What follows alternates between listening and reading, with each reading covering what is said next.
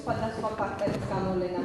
ოჯახურ ურთიერთობებში და მე მაინტერესებს თქვენ თვითონ რომელი ხალხთა მიმართ რომელი მოპყრობის ფაქტი შეგიძლიათ ანუ თუ უკვე დავუშვათ ერთი სიტყვა ზედმეტი ულტიმატური უკვე გადადის იდალოდობაში ნევრებიან ყველას ნევრებს ვერ მოთხოვს ადამიანი შეიძლება ერთჯერ გაუტაროს მეორეჯერ უკვე გადავა მაინც სულ ერთია რაცა თუ გასალახია ხალი ნამდვილად უნდა გეილახოთ მაგრამ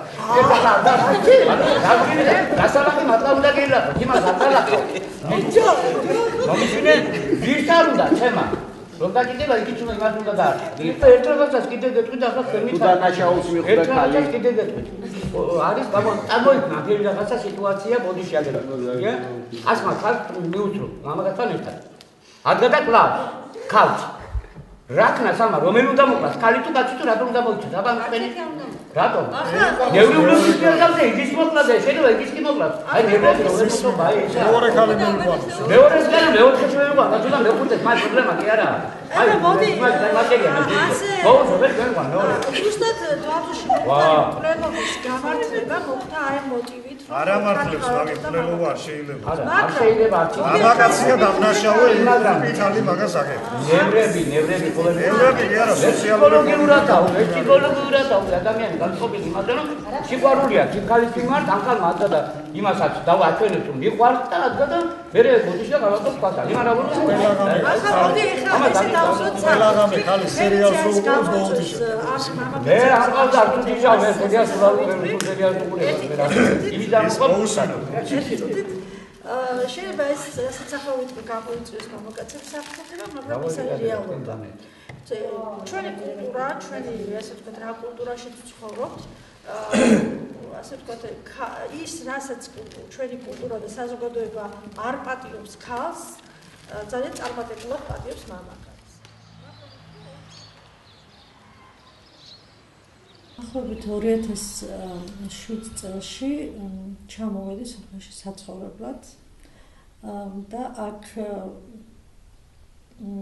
ერთი წელი ფაქტიურად სრულნავდი იმისთვის რაღაც სამსახური მივშოლა, თუმცა ძალიან რთული აღმოჩნდა ეს ყველაფერი. მე დავიწყე როგორ მომეხთინა ჩემი თავის განვითარება. ძირითადად ღამეს ვათენებდი იმისთვის, რომ მესწავლა ეს კომპიუტერი, ინფორმაციის მოძიება. ერთი სამი გოგო აღმოვაჩინე სოფელში ჩემ თანამოაზრე.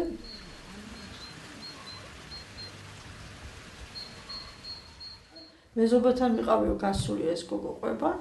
და შემოვედი, ცოტა ხანი ალბათ დაჯდა ყავისთან სალებთან რაღაცა და ვანა ქონდათ გავსებული ვანაში წყალი და აი ესე თავი ჩააყოფნა და ეხლა რამდენი წუთიც დააგვიან, რამდენი წუთი გაძელიო და წყალში ესე აყოფნებდა თავს. აღჩობდა რა და ეს დედამთილმა გადაარჩინა, თორემ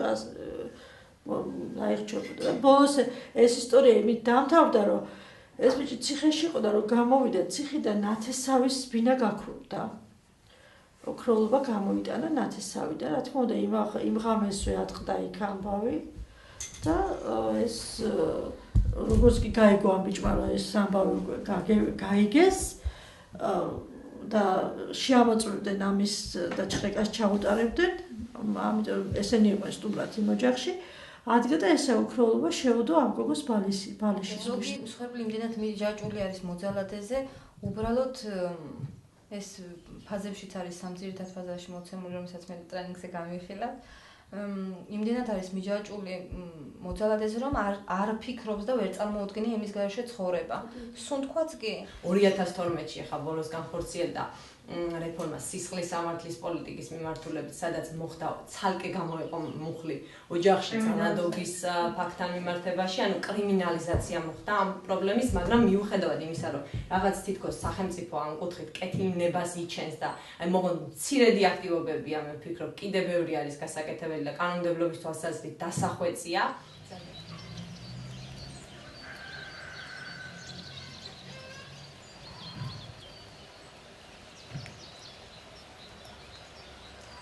პირველი პროექტი იყო ქალების გააქტიურება საზოგადოებრივად მნიშვნელოვანი პრობლემის გადაწყვეტაში. თუმცა ძალიან დიდი სირთულის წინაშე აღმოჩნდით, ახლა ჩვენ რაც გვიგონა რომ ეს ძალიან ქალები წამოვიდოდნენ და აქ ჩაუყრედით საფუძვეს ქალთა აქტივობას, ესე არ მოხდა. უკვე დავიწყეთ ფიქრი, როგორ დაგვეინტერესებინა ეს ქალები და პირველი რაც გავაკეთეთ ეს იყო სერვისის მიწოდება, მოზარდები, ზეითად თინეიჯერებს ვასწავლეთ კომპიუტერის.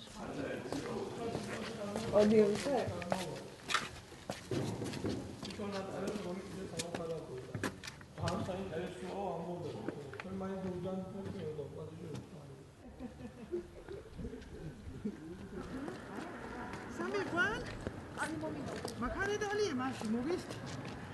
ა? წევიდე? მაქარეში. და.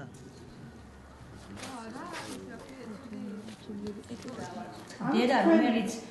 წესიერად ხდის შვილს და დედა რომელიც ყველასა წესოს იცავს რომ საზოგადოებისთვის მისაღებს და